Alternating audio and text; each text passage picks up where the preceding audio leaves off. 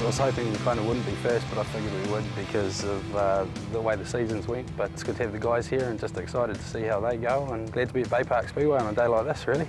The guys at Wynns have been talking about wanting to do this car swap between their three drivers for a couple of years now, and I've always really encouraged it because love the idea of driving both Gaz and Jamie's cars. I've never done this thing before, and it looks really exciting, and it's something that I'm interested in. You know, it's motorsport and it's loud. The thing's got a lot of power.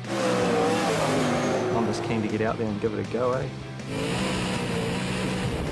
Sprint cars are obviously an awesomely intimidating prospect just because of the numbers, the horsepower, and it's also just so different to driving anything on a circuit. You know, it doesn't behave or you don't control it like a regular car. The only thing I can see that's sort of similar to what I do is it's going sideways. You're dealing with around 850 horsepower and about 600 kilos, so they're fairly lively, and you know, you drive off the throttle, you get on the gas, it wants to fire in the wall, and if you get off too quickly, it wants to spit you on the infield. The first time you jump in, it would be pretty daunting. I think the biggest challenge with both cars is being able to switch off what you instinctively do in your own car and just try to listen to the instructions from the guys that know what they're doing in their respective areas and try not to make a fool of yourself. I hope I can keep that thing on four wheels. We'll see how it goes, but I can't guarantee anything. A little bit nerve-wracking, to be honest. I'm normally inside it, not watching it, so it'll be a different experience for me, and just, yeah, really be careful, it's my baby. Basically, what we've got to do to get this thing started, we'll lock it in gear, and the push truck will come up behind you. Turn the fuel tap on first, and then the truck will push you off. You want to hold a bit of brake for about 5 metres, keep the rear wheels locked. That allows the diff to turn over smoothly so you don't blow it to pieces. And then once the oil pressure comes up, you'll see it pop up to about 80, hit the switch, and just a little bit of throttle, and she'll take off. Once you're going, all you've got to really remember is accelerator, brake, and steering wheel, and have some fun. Easy as that. There's got to be more to it than that. Nah, just get on the gas. You'll figure it out. You just want to build on momentum, and then as you get quicker, you'll feel the wing as you get to the end of the straight, pulling you down just a little bit. And that's good, because the harder you go on these things, the more they stick.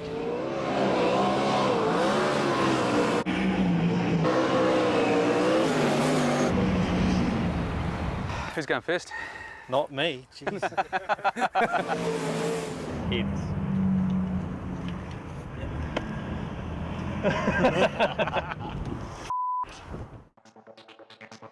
So weird. This feels so uncomfortable. We'll see how it goes.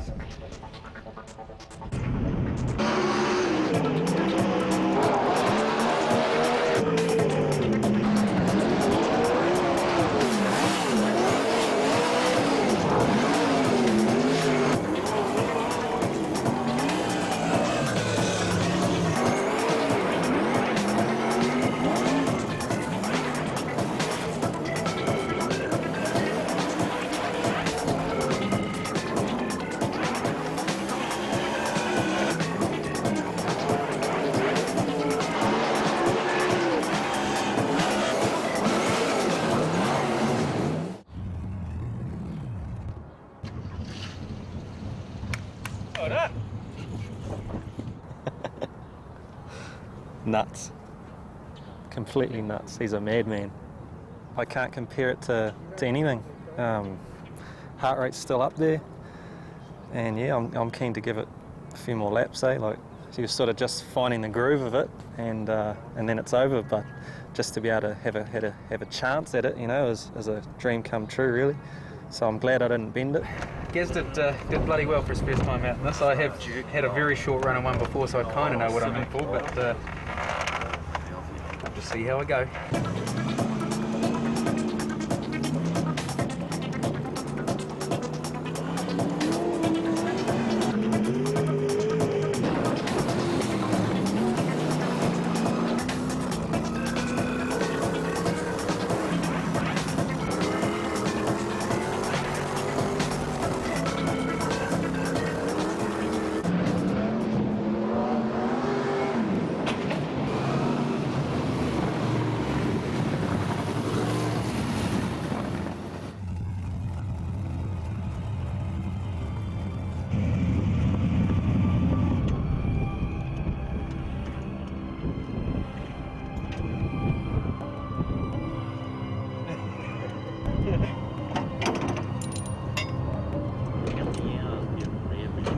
was hoping it wouldn't be too bad, but it looks like it's hit reasonably hard and done a decent amount of damage to the rear end.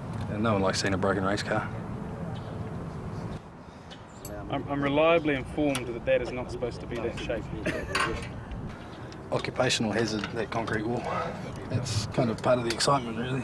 Not that you want to be doing it, but the fact that it can happen, I guess, is gets you twitching a bit.